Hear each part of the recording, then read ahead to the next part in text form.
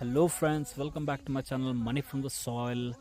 Today I am here at our field after a long gap due to heavy rainfall. As you can see, the water is still standing in the field, and as you can see, the soybean is going so well. As I have told you before, that the soybean crop won't get affected by the heavy rain. It's good to sow in the rainy season. As you can see, the plant is healthy, and within a month will get harvested as compared to the other crops. So it's better to sow soybean in the rainy season. That's all for the day. See you in the next video.